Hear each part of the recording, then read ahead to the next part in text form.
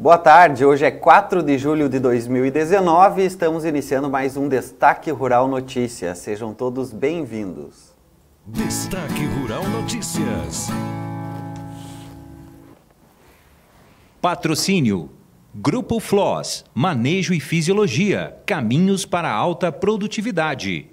E BASF, We Create Chemistry. E mesmo com o aumento de registro de defensivos agrícolas, a venda caiu nos últimos anos. Segundo dados do MAPA, de 2016 para 2017, o número de registro de defensivos agrícolas passou de 267 para 405. No mesmo período, o valor total das vendas de ingredientes ativos no país caiu de 541 mil toneladas para 539 mil toneladas. De acordo com o boletim que é elaborado pelo IBAMA, o aumento da velocidade dos registros nos últimos anos se deve a ganhos de eficiência possibilitados por medidas desburocratizantes implementadas nos 3 órgãos, em especial na Anvisa, que modernizou seu processo a partir de 2015. O objetivo da aprovação de produtos genéricos é aumentar a concorrência no mercado e diminuir o preço dos defensivos, o que pode refletir na queda dos custos de produção. BASF, há 7 anos ao lado dos campeões de produtividade do SESB. Bem, e para falar conosco a respeito da possível negociação entre China e Estados Unidos, também a respeito de vendas de máquinas agrícolas, eu convido a Fernanda Custódio. Boa tarde, Fernanda. Boa tarde, Léo. Boa tarde para você e para todos que nos acompanham aqui ao vivo no Destaque Rural Notícias.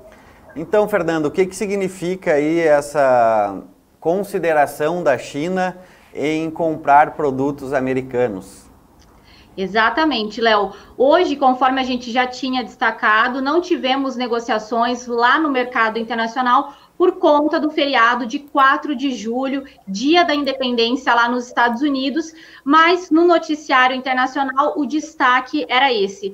A China sinalizou que pode comprar novos volumes de soja, milho e carne suína dos Estados Unidos. Essa informação, Léo, veio logo depois desse encontro que aconteceu lá no Japão no final de semana, esse encontro entre os líderes do G20, e nós tivemos um encontro, então, entre o presidente norte-americano Donald Trump e a liderança chinesa, o Xi Jinping, e eles conversaram e chegamos a uma trégua. Então, a China sinalizou, o mercado, claro, essa informação vai voltar ao foco dos participantes do mercado também, e a gente precisa acompanhar o que significa. Porque, Léo, tem uma diferença. Da última vez que nós tivemos uma trégua, que aconteceu lá em dezembro, eu não sei se todo mundo lembra, a China trouxe uma quantidade. A expectativa era que a nação asiática comprasse, então, 20 milhões de toneladas de soja, milho e carne suína dos Estados Unidos. Dessa vez, foi com um pouco mais de cautela que a gente viu essa informação, porque não foi divulgado nenhuma quantia, nenhum montante que a China, então, deverá comprar dos Estados Unidos. Isso porque, segundo as pessoas que são próximas às negociações, as lideranças chinesas também estão cautelosas e esperando realmente uma consolidação desse acordo. Por isso que não houve essa sinalização de novas compras, mas sem a definição ainda de uma quantia. Isso aí a gente vai acompanhar ainda. E, claro, que essa nova informação vai voltar ao foco do mercado, conforme a gente já destacou, ainda também segundo os analistas, assim como, né, Léo, as condições das lavouras de soja e milho a partir de agora, lá no meio-oeste norte-americano. A repercussão no mercado dessa notícia aí que surgiu hoje, vamos poder ver a partir de amanhã, né? Devido ao feriado hoje, né? Sim, Léo, e também nos próximos dias. Mas é importante destacar também que mesmo depois do final de semana que nós tivemos esse encontro entre as lideranças, o mercado não reagiu da forma como esperava, porque é exatamente essa leitura. Os investidores já estão cansados dessas conversas que não chegam a uma solução desse impasse. Então, Só depois realmente dessa consolidação de acordo é que a expectativa, então, de que o preço reaja mais fortemente também. E aproveitando, né, Léo, é importante destacar que desde o ano passado, quando começou essa disputa comercial entre essas duas maiores potências econômicas mundiais, o governo norte-americano já desembolsou somente no ano passado 8,5 bilhões de dólares em ajuda aos produtores norte-americanos, que foram bastante penalizados. É importante destacar que no ranking mundial, os Estados Unidos ainda lidera a produção de soja no mundo e a China é o principal comprador, o maior comprador mundial de soja. E para essa temporada, a expectativa do governo, então, é que ele desembolse 14,5 bilhões de dólares em ajuda aos produtores norte-americanos, ainda, Léo, na tentativa de reduzir esses efeitos e os reflexos também dessa disputa comercial no bolso do produtor. Tá certo. E a outra informação que tu traz para nós é a respeito, Fernanda, desse aumento aí, ou melhor, desse recuo de 11,7% em junho com relação à venda de máquinas agrícolas e implementos?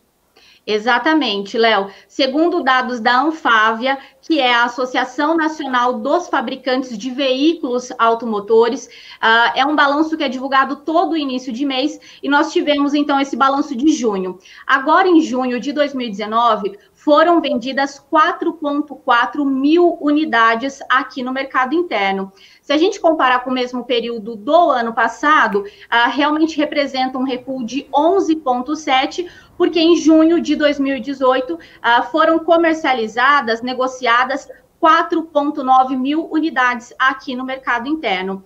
Além disso, a Anfávia trouxe outro dado importante. A gente já tem o balanço do primeiro semestre, mas se a gente comparar tanto 2019 quanto 2018, Léo, não tem uma diferença tão grande.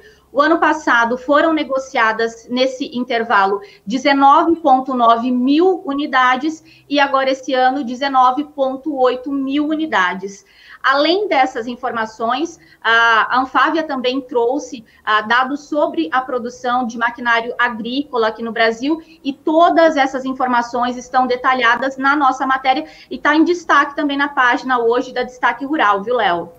Tá certo. Então, quem quiser saber mais detalhes a respeito desses números divulgados pela Anfávia, é só entrar lá no portal destaquerural.com.br. Isso mesmo, não só da Anfávia, mas também a China está lá em destaque. Quem quiser saber um pouco mais dessas negociações, tá tudo detalhado lá no site, Léo. Tá certo então, Fernanda. Por hoje eram essas informações? Isso, Léo, por hoje é só. Tá bom, e como é que tá o clima aí em São Paulo? Aqui tá frio pra caramba, hoje de manhã tava 1 grau.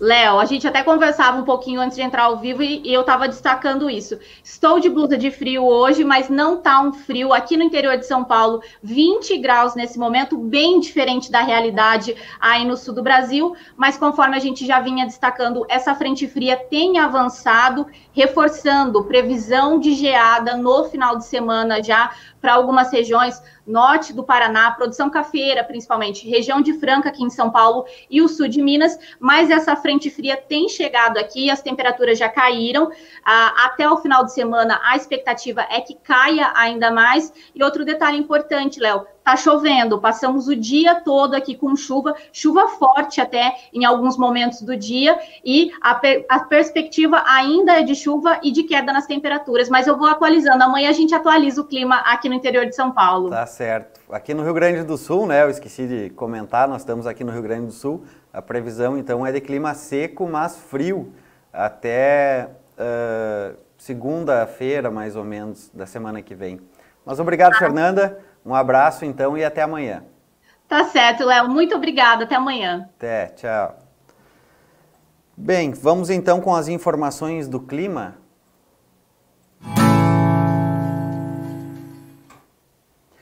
A previsão é de frio para a região sul e de formação de neve entre Serra Gaúcha e Catarinense. Há condições de geada no Planalto, nas Missões e oeste do Rio Grande do Sul, oeste de Santa Catarina e do Paraná. Pode chover no litoral gaúcho. No sudeste, o tempo fica chuvoso na faixa leste e norte do estado de São Paulo e em todo o Rio de Janeiro, com risco de chuva volumosa. No sul e centro-oeste de Minas Gerais e centro-sul do Espírito Santo, haverá sol com pancadas de chuva a partir da tarde. Já no centro-oeste, haverá sol forte e tempo firme no centro-norte de Goiás, Distrito Federal e grande parte de Mato Grosso. Já no sul de Goiás e no Mato Grosso, o céu fica nublado com possibilidade de chuva. Muitas nuvens no sul do Mato Grosso do Sul, mas sem chuva. As demais áreas do estado devem ter chuva apenas pela manhã. Na região nordeste, em uma grande massa de ar seco, ainda predomina e deixa o tempo firme na maior parte da região. A faixa leste entre Maranhão e Sergipe fica mais úmida e tem céu nublado com chuva intermitente. No norte do Maranhão, ocorrem pancadas a partir da tarde. E no norte, o ar seco deixa o tempo firme no Tocantins e no centro-sul do Pará. As demais áreas da região terão sol e pancadas de chuva, com raios entre a tarde e a noite. No sul do Amazonas pode chover pela manhã. Essas então foram as informações do clima. Vamos agora com o comentário de Moisés Cristiano. Mas antes, gostaríamos de destacar que para saber mais sobre as soluções BASF usadas pelos ganhadores do SESB, fale com um RTV da sua região. Vamos então com o comentário de economia de Moisés Cristiano. Destaque Rural Notícias.